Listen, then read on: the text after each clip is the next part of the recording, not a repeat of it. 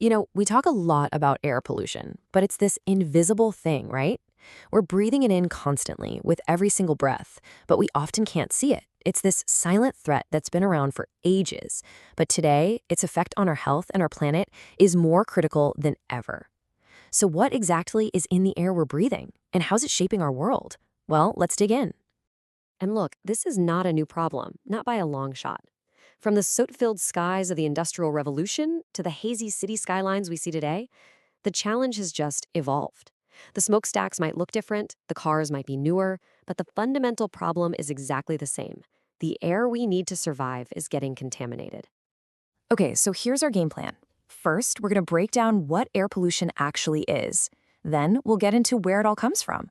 After that, we'll look at the very real impact it has on our health, uncover its deep connection to climate change, and finally, check out the solutions that can get us to a cleaner future. So, first things first, what are we really talking about when we say air pollution? Let's try to make this invisible threat a little more visible. At its heart, the definition is actually pretty straightforward. Think of it like this. It's kind of like adding salt when you're cooking. A little bit is totally fine, but if you dunk way too much in, the whole dish is ruined. Air pollution is just that. It's any substance, whether it's a gas or a particle, that's hanging out in the air at a high enough level to cause harm.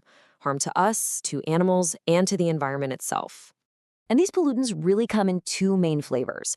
First, you've got particles, which you'll sometimes hear called aerosols. These are just tiny little bits of solids or liquids floating around, so think dust, smoke, soot, that kind of thing. The second group is gases.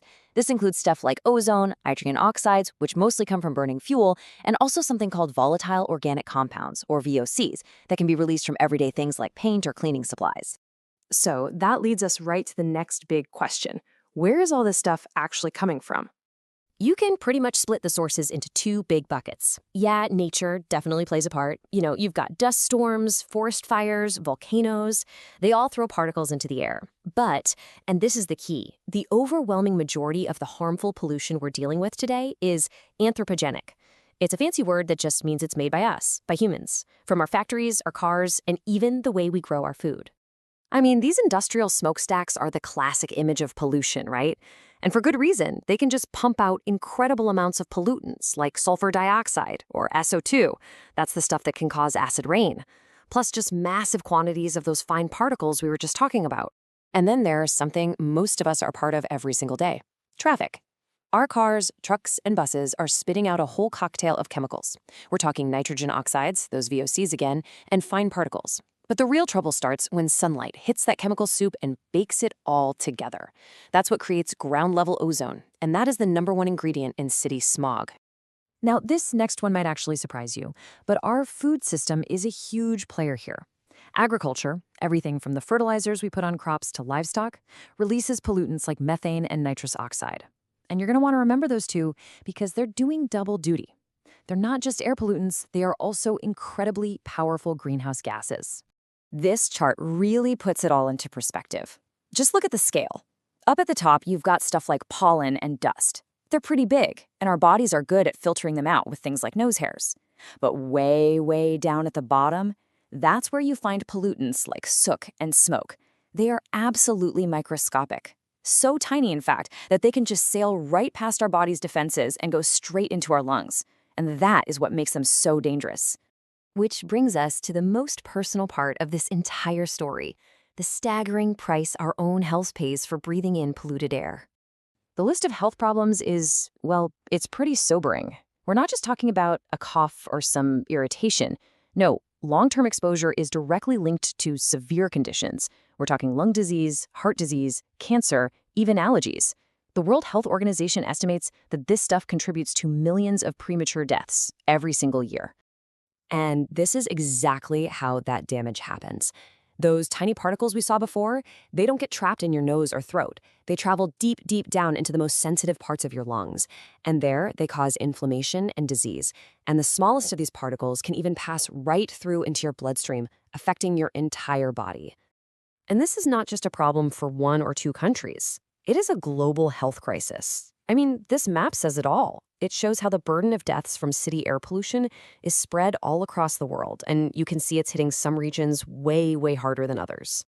But the impact of air pollution doesn't stop with our health. It's also deeply, deeply connected to what might be the biggest environmental challenge of our lifetime: climate change. And as we're about to see, there are often two different problems that stem from the exact same sources. So, to get this climate connection, you need to know about two types of warming agents. We talk a lot about the long-lived greenhouse gases like CO2 and methane, right? They stay up in the atmosphere, trapping heat for centuries. But a lot of air pollutants are also what we call short-lived climate pollutants, or SLCPs. This includes stuff like black carbon, which is basically just soot, and that ground-level ozone.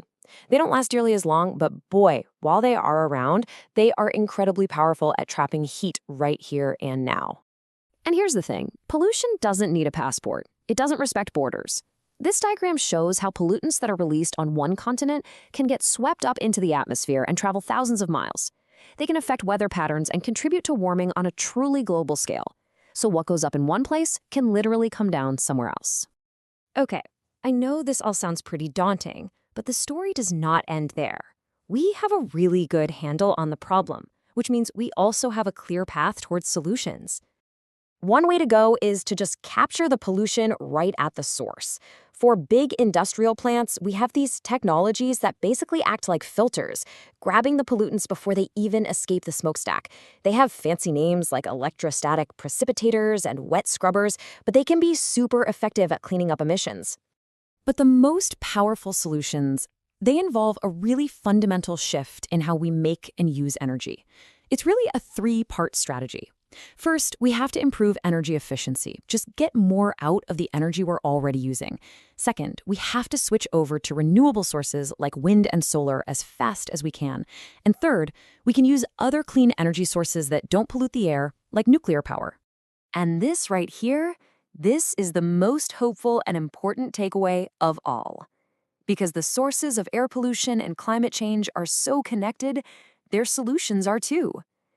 This creates this amazing co-benefit.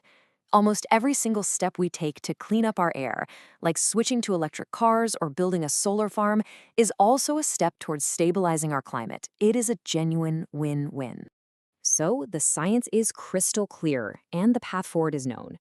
We have the tools to build a future with clearer skies and a healthier planet for every single one of us. The only question left is, what's it going to take for all of us to finally act on them?